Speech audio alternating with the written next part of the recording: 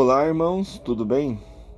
Continuando aqui no livro de Marcos, capítulo 1, versículo 14. A vocação dos primeiros apóstolos. E depois que João foi entregue à prisão, veio Jesus para a Galiléia, pregando o evangelho do reino de Deus, e dizendo: o tempo está cumprido e o reino de Deus está próximo. Arrependei-vos e crede no Evangelho. Crede no Evangelho. Crede na palavra, não no Evangelho. Jesus nem falava sobre o Evangelho nessa parte, né? E andando junto do mar da Galileia, viu Simão e André, seu irmão, que lançavam a rede ao mar, pois eram pescadores. E Jesus lhes disse: Vinde após mim, e eu farei que sejais pescadores de homens. E deixando logo as suas redes, o seguiu. E passando dali, um pouco mais adiante, viu Tiago, filho de Zebedeu, e João, seu irmão, que estavam no barco consertando as redes. E logo os chamou, e eles, deixando seu pai Zebedeu no barco com os jornaleiros, foram após ele. A cura do... Aqui tudo bem, não tem muita coisa para falar. A cura do endemoniado de Cafarnaum. Entraram em Cafarnaum e logo no sábado, indo à sinagoga, ali ensinava. Eu já disse para os irmãos que eu não acredito que Jesus ensinava na sinagoga, né? Porque pelo que tem nas cartas e pelo que ele falava, ele falava no público ao vivo, né? Porque Jesus, quando ele tinha oportunidade, como é que o pessoal se aproximava de Jesus? Por causa das curas que ele fazia. Não é por causa do evangelho, eles não tinham nem interesse no evangelho de Jesus, eles se aproximavam por causa das curas. Só que depois das curas vinha, a luz, né? O evangelho, o que Jesus pregava, as coisas que Jesus pregava, o que ele falava, e daí as pessoas ouviam, né? Se maravilhavam, mas vinham por causa da cura, não por causa dos evangelhos, não do que ele falava. Eles anunciavam porque ele fazia as curas, né? E maravilhavam-se da sua doutrina, porque os ensinava como tendo autoridade e não como escriba, não como os escribas, né? Não tinha autoridade, não falava do nada, né? Falava de alguma coisa, mas sem sentir, sem ver, pois não tinham dom, não tinham nada, né? Então só falava de uma coisa morta. Não que a palavra seja morta, não que as escrituras deles sejam mortas, né? Mas eles mesmos eram mortos porque eles não acreditavam no que eles falavam, né? E Jesus acreditava piamente no que ele falava, ele sabia o que ele estava falando. E estava na sinagoga deles um homem com um espírito imundo, o qual exclamou dizendo: que temos consigo Jesus Nazareno? Vieste destruir-nos? Bem sei quem é o Santo de Deus. Você veja bem, isso aqui é um espírito, né, baixo, né, do mundo trevoso. Eles sabiam quem Jesus era. O povo não sabia, mas esse espírito sabia. Então por isso que ele falou essas coisas. Mas o povo também não dava atenção nenhuma, nem sabia o que era isso, porque não era nem pregado e nem falado na época, né? Respondeu Jesus dizendo: Cala-te e sai dele. Então o espírito imundo, convulsionando-se e clamando com grande voz, saiu dele. Convulsionando-se, vamos dizer que se debatendo no chão. A pessoa não está convulsionando, se batendo no chão. E todos se admiraram a ponto de perguntar entre si, dizendo: Quem é isto? Que é isto? Que nova doutrina é esta? Nova doutrina ele só expulsou, não fez nada, né? Pois com autoridade ordena os espíritos imundos e eles lhe obedecem. E logo correu a sua fama por toda a província da Galiléia. Eu tenho minhas dúvidas sobre esse negócio de pregar em sinagoga, né? Não sei se foi isso aí. Porque quando Jesus conhecia na Galileia, né? Jesus conhecia ele, né? Lá onde é que ele nasceu e de Nazaré, né? Jesus ele não era bem quisto por todo mundo, porque ele era uma pessoa, vamos dizer assim, na época dele, ele era uma pessoa que não gostava do que faziam, né, com os pobres, né? Ele era meio contra o que eles faziam. Então eles não gostavam com os principais sacerdotes da época, como que eles faziam. Então, desde muito novo, ele já era contra isso daí, só que ele não podia externar, né? Diretamente, provavelmente matavam ele, mas ele não gostava muito, não. E quando ele foi lá, Nazaré, que ele foi falar na sinagoga lá, os caras que meio que tocaram lá de dentro. Então, não sei se ele. Eu tenho minhas dúvidas com relação a isso de ele ensinar na sinagoga. Eu, pra mim, Jesus ensinava realmente no campo, na cidade, nos pátios, nas praças, sei lá, né, onde é que podia aglomerar pessoas, né? Porque eles sempre foram contra Jesus, né? A cura da sogra de Pedro. E logo, saindo da sinagoga, a cura da sogra de Pedro está no 29 já, tá? 1:29. E logo saindo da sinagoga, foram à casa de Simão e de André com Tiago e João. E a sogra de Simão estava deitada com febre. E logo lhe falaram dela. Então, chegando-se a ela, tomou-a pela mão, levantou-a e a febre a deixou, e servia-os. E tendo chegado à tarde, quando já se estava pondo o sol, trouxeram-lhe todos os que se achavam enfermos e os endemoniados. Tá vendo? Então, o pessoal vinha por causa do que ele fazia, da cura, né? Até hoje, se você montar um vídeo no YouTube, montar uma igreja e você tiver cura, todo mundo vai, mas vai pela cura, pelo interesse próprio, né? Não pelo interesse da salvação, né? Não pelo que você vai ter lá, todo mundo quer o que tem aqui, né? E toda a cidade se ajuntou à porta, e curou muitos e se achavam enfermos, que se achavam enfermos de diversas enfermidades. Expulsou muitos demônios, porém não deixava falar os demônios, porque os conhecia. E eles o conheciam também, né? Veja pelo que a gente estuda, pelas canalizações de Jesus, Jesus tem 13 bilhões de anos. Ele já tinha 13 bilhões de anos nessa época, né? Então já era bem velho. Um espírito bem, né, bem velho.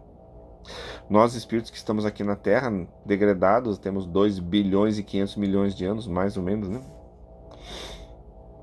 E curou muitos que se achavam enfermos de diversas enfermidades. E expulsou muitos demônios, porém não deixava falar os demônios porque o conheciam. E levantando-se de manhã, muito cedo, fazendo ainda escuro, saiu e foi para um lugar deserto e ali orava. E seguiram-no Simão e os que com ele estavam. E achando-lhe, disseram: Todos te buscam. E ele lhes disse: Vamos às aldeias vizinhas, para que eu ali também pregue, porque para isso vim. Jesus veio para pregar, mas o que chamava o chamariz de Jesus era a cura. E pregava nas sinagogas deles por toda a Galiléia e expulsava os demônios. A cura de um leproso no 1:40. Aproximou-se dele, em Marcos, né? Aproximou-se dele um leproso que, rogando-lhe e pondo-se de joelhos diante dele, lhe dizia: Se queres, bem podes limpar-me. E Jesus, movido de grande compaixão, estendeu a mão e tocou-o, e disse-lhe: Quero ser limpo.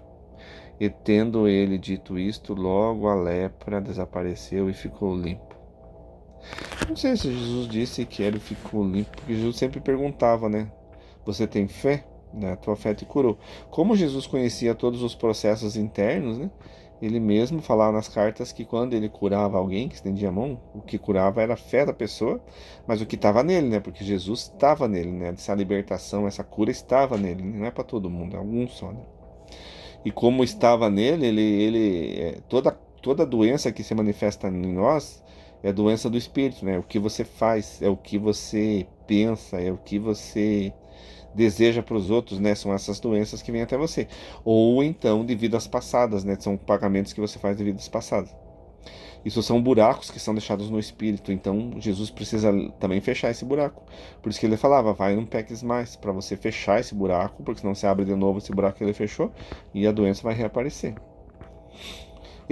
Por isso que tem muita gente que vai lá numa igreja, alguma coisa, recebe o dom da cura, né? Lá fica bom e daí tempo depois volta.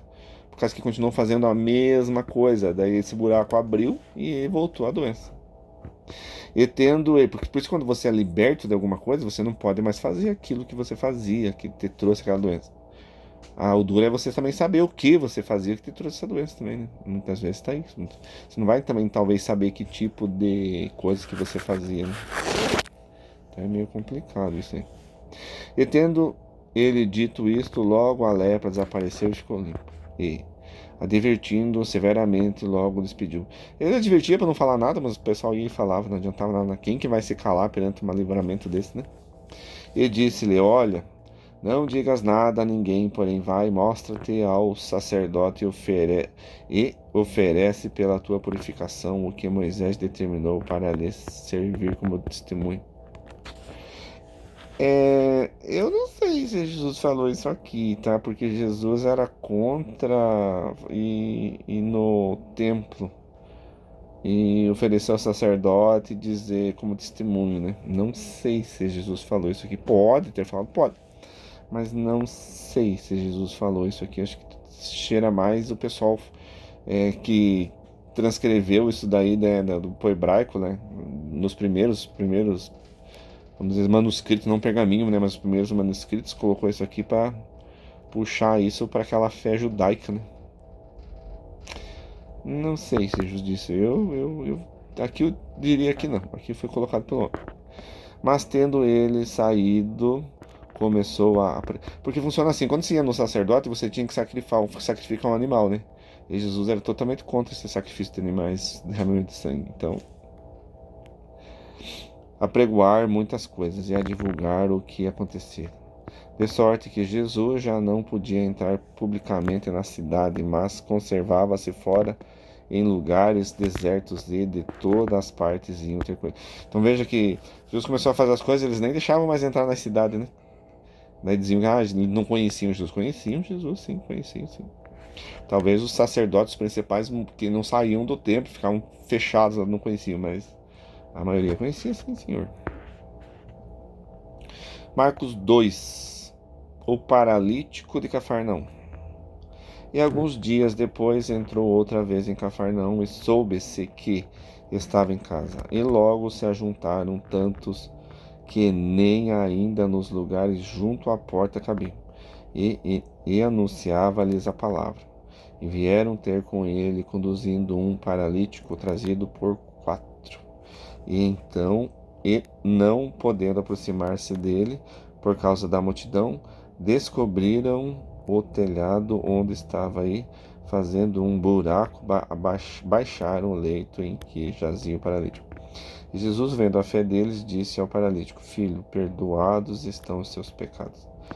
Aquilo que ele cometeu para ser assim, né? Esse perdoados estão os seus pecados, assim, é um modo de fechar aquela ferida que tinha lá, né? Lá dentro. O que causou a paralisia, né? O que ele fez que causou. E estavam ali assentados alguns dos escribas que arrazoavam em seus corações, dizendo: Por que diz este assim blasfêmias? Blasfêmias. Quem pode perdoar pecados senão Deus? E Jesus, conhecendo logo em seu espírito que assim arrazoavam entre si, lhes disse: Por que arrazoais sobre estas coisas em vossos corações? Qual é mais fácil, dizer ao paralítico: Estão perdoados os teus pecados, ou dizer-lhe: Levanta-te, toma teu leito e anda? Ora, para que saibais que o Filho do Homem tem na terra poder para perdoar pecados, disse o paralítico. Tem na terra, né? A ti te digo: levanta-te, toma o teu leito e vai para a tua casa. Ele levantou-se e, tomando logo o leito,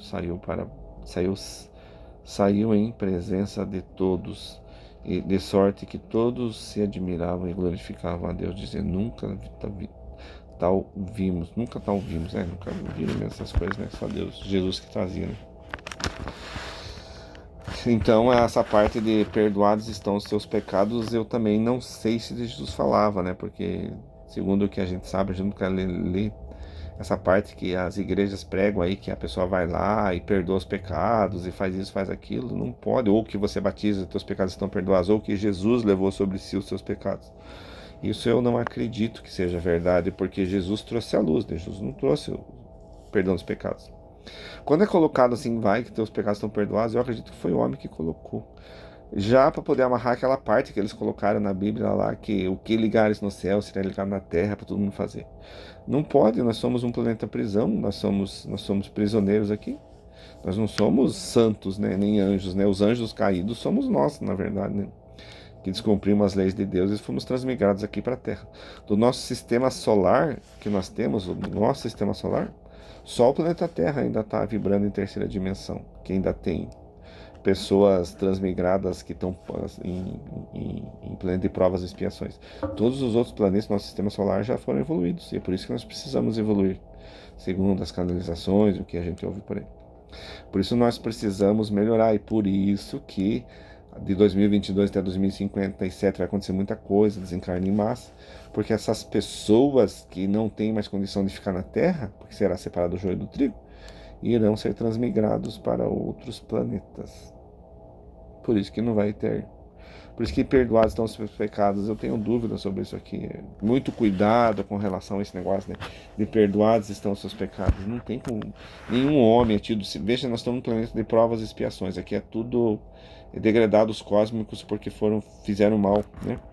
Então não tem ninguém bom aqui. E que a gente sabe pelo mundo espiritual e pelos espíritos, pelas canalizações.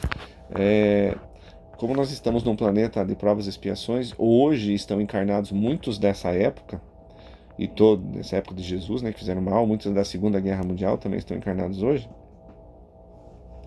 Nós somos maus, então como é que você mal vai perdoar os pecados, ou que ligares na terra será ligado no céu, sendo que aquele que tem chamado, como eu que tenho esse chamado de vir aqui e falar, né, porque sinto no meu coração, quero vir fazer isso, né? Então, quem faz isso é porque é bem endividado espiritualmente, né? O padre, o papa, o pastor, todo mundo que tem essa chamada é bem endividado. É uma misericórdia de Deus para com as pessoas, para que elas apaguem muitas coisas ruins através do que elas falam para Deus, né? Sejam atalaias de Deus, né? Na terra. Então, pelo que elas muito falam, eles apagam os seus erros, os seus pecados, mas não o que Jesus veio trazer. Em Mateus não tem nada a dizer, né? A não ser o que foi colocado pelo homem. Então, tem coisas que fica a dúvida aí, né, irmãos? Então paramos aqui no 13 de Marcos, né? Capítulo 2, versículo 13 de Marcos. É a vocação de Levi. Já deu 17 minutos, irmãos. Deus abençoe, espero que os irmãos tenham entendido e a paz de Deus.